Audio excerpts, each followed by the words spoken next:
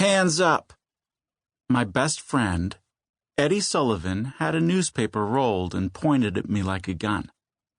He was only 12, but over the summer he'd grown so much, he looked big enough to be in high school.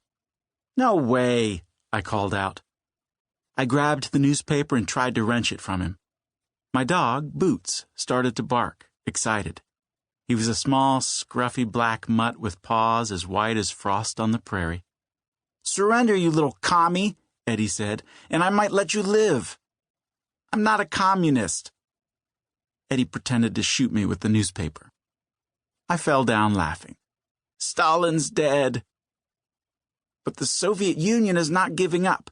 I'm not going to let you take over the world." We were standing on a mountain of newspapers. To our right, a glass bottle hill glowed brown and green in the sunlight.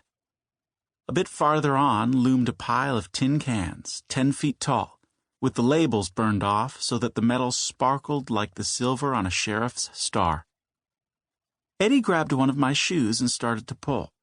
I was laughing so hard I could barely swat him away. "Help, Boots!" My dog jumped into the fray, nipping at Eddie's ankles. It was the day of our community paper drive, when everyone placed their old papers and magazines by the side of the road. Eddie and I had spent all morning following the collection truck, watching his father swing the piles onto the truck bed.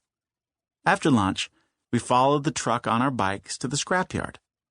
The truck would be driven onto a big scale, and the homeowners association would receive a certain amount of money for every pound of paper that had been collected. While we were waiting for our turn on the scale, Eddie and I climbed onto our truck and started poking around. "You dirty cum!" Eddie's voice cracked so high he sounded like my little sister. He cleared his throat. "You dirty commie," he said, his voice now deep like his father's. Boots sank his teeth into Eddie's shirt and pulled him away.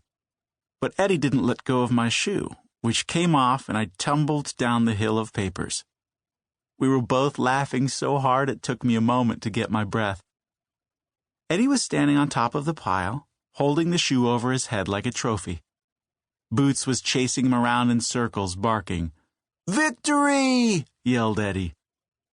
I was about to scramble up the pile and join back in the fight when a headline caught my eye. "The war ends." Even though it was now September 13th, 1953, finding an old newspaper wasn't so unusual. No, it was the masthead that intrigued me. The Daily Worker.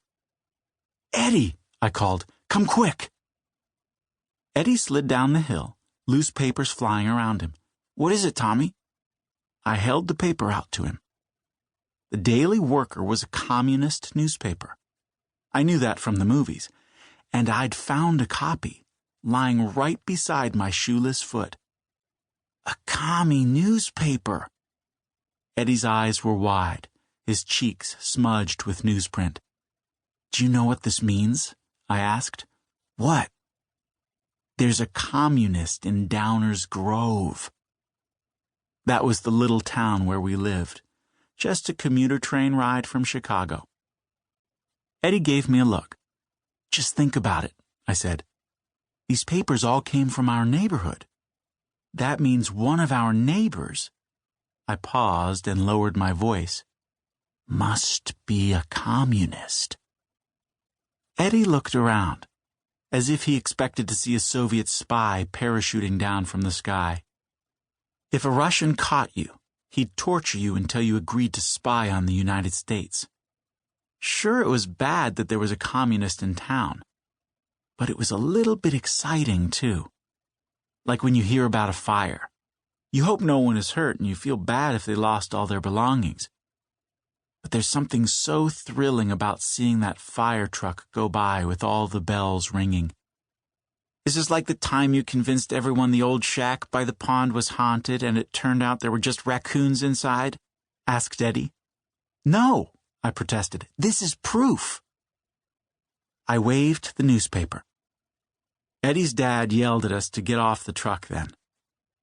Mr. Sullivan had come back from the war in Korea with a bad limp, but his arms were as thick as the strong man's at the circus. He always helped with the paper drive because no one could swing the stacks of paper onto the truck quite like him.